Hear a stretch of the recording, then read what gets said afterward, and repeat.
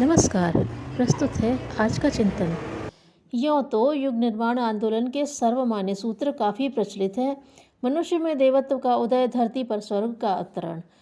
इसके लिए नैतिक, बौद्धिक एवं सामाजिक क्रांतियाँ हैं। इस हेतु व्यक्ति निर्माण, परिवार निर्माण, समाज निर्माण के चरण हैं।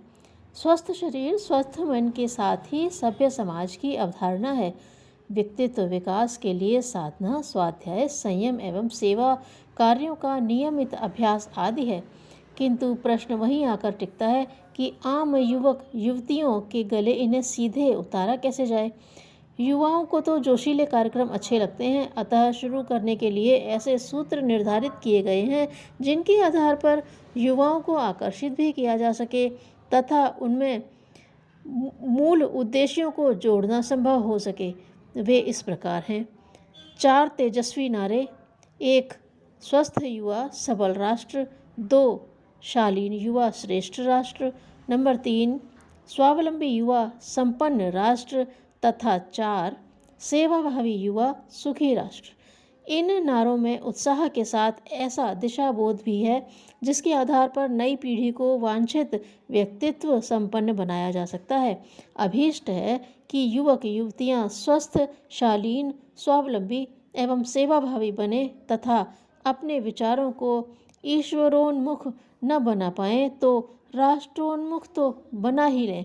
चारों सूत्रों की विभिन्न संभावनाओं को यहाँ स्पष्ट किया जा रहा है। नंबर 1 स्वस्थ युवा। कहा जाता है पहला सुख निरोगी काया। काया को धर्म साधना का आधार कहा गया है। निश्चित रूप से जिस देश के युवा शरीर मन से स्वस्थ होंगे वह राष्ट्र सबल मजबूत राष्ट्र बनकर उभरेगा।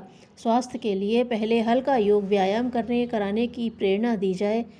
इसी के साथ आहार विहार के संयमों को जोड़ने तथा हानिकारक आदतों को छोड़ने का क्रम भी चल सकता है। स्वास्थ्य का सीधा और अटूट संबंध श्रमशीलता से है।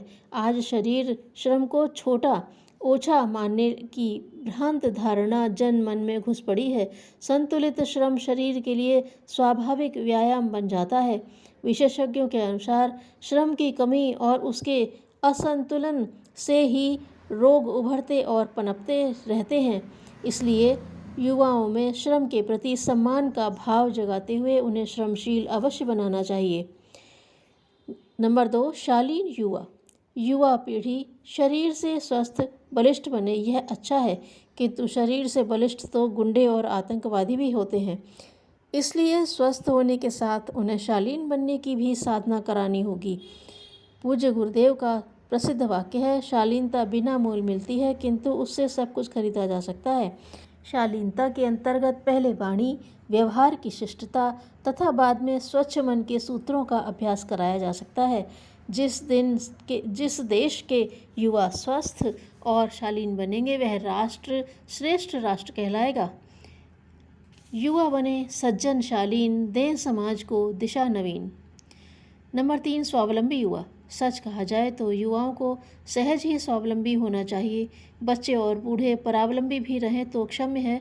यहाँ स्वावलंबन को केवल आर्थिक स्वावलंबन तक ही सीमित नहीं रखा जा सकता, वह तो एक श्रेष्ठ प्रवृत्ति है। आर्थिक स्वावलंबन भी उसका अंग है। लंबे समय तक गुलामी झेलने के कारण देखा जाता है कि आज भी युवाओं में स्वावलंबी प्रवृत्ति की बहुत कमी है। वे अपने बूते अपना भविष्य बनाने के यथोचित पुरुषार्थ के स्थान पर समाज की अनघड़ धारा में निरीह की तरह बहते देखे जाते हैं। आत्मगौरव के बोध का उनमें भारी अभाव है। वे अपने अंदर मनुष्य होने, युवा होने, विश्व की सर्वश्रेष्ठ और सबसे पुरातन संस्कृति के वारिस होने, विश्व के सबसे बड़े गणतंत्र के नागरिक होने का गौरव कहाँ अनुभव कर पाते हैं। हमारे लिए क्या उपयोगी और क्या अनुपयोगी है इसका निर्णय लेने की क्षमता आज कितने युवाओं में है। वे तो अनगढ़ समाज की वाहवाही के आधार पर, प्रचलित ढर्रे के आधार पर अपने लिए मार्ग बनाना चाहते हैं। स्वयं अपना हित न तो समझ पाते हैं और न साध पाते हैं। धन के उपार्जन एवं उपयोग की दिशा में अधिकांश नई पीढ़ी परावलंबी है। मैनेजमेंट के उच्च स्तरीय कोर्स कर लेने पर भी वे नौकरी ही ढूंढना चाहते हैं। अपनी व्यवस्था, बुद्धि और मेहनत से बड़ी कंपनियों को भारी लाभ कराते हैं और उसका एक छोटा सा अंश ही वेतन के रूप में पाते हैं। पूर्व राष्ट्रपति देश रत्न डॉक्टर कलाम साहब कहते रहे हैं कि हमारे युवा नौकरी खोजने वाले नहीं, नौकरी देने वाले होने चाहिए। श्रम के प्रति गौरव का भाव, श्रम करने की सामर्थ्य, श्रम की रचनात्मकता, सहकारिता तथा प्रामाणिकता, ये सूत्र व्यक्ति को अर्थ संपन्न बनाने में समर्थ होते हैं। जो धन कमाते हैं वह अधिकांशतः परंपरागत अनगढ़ प्रदर्शन में खर्च हो जाता है, अर्थात धन की कमाई और खर्च दोनों ही मामलों में स्वावलंबन की प्रवृत्ति दिखाई नहीं देती। यदि यह प्रवृत्ति उभारी जा सके तो हमारी युवा प्रतिभा सारे विश्व को नया प्रकाश देने में समर्थ है। इसी प्रकार मनोरंजन में स्वावलंबी हो तो मन को खराब करने वाली मनोरंजन के स्थान पर साहित्य, संगीत, कला परक ऐसे मनोरंजन किए जा सकते हैं जो मनुष्य की गरिमा भी बढ़ाएं और सुख भी। यह सुनिश्चित है कि जहाँ ऐसे स्वावलंबी युवा होंगे वह राष्ट्र हर दिन हर दृष्टि से संपन्न बनेगा। नंबर 4, सेवाभावी युवा। युवावस्था ऊर्जा का भंडार लेकर आती है। प्रत्येक युवक युवती में अपने व्यक्तिगत जरूरतें पूरी करने के पश्चात भी कई गुनी कार्य करने की क्षमता व ऊर्जा होती है। यदि ऊर्जा को दिशा न दी जाए तो वह अवांछनीय दिशा में बह जाती है। युवाओं की अतिरिक्त ऊर्जा को यदि राष्ट्र हित, समाज हित जैसे सेवा कार्यों में न लगाया जाएगा तो वह समस्याएं पैदा करने में ही लग जाएगी।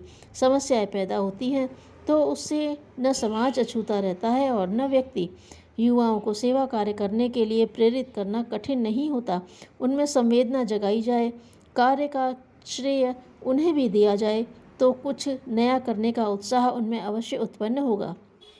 अपने दृष्टिकोण को सदैव पवित्र रखें। धन्यवाद।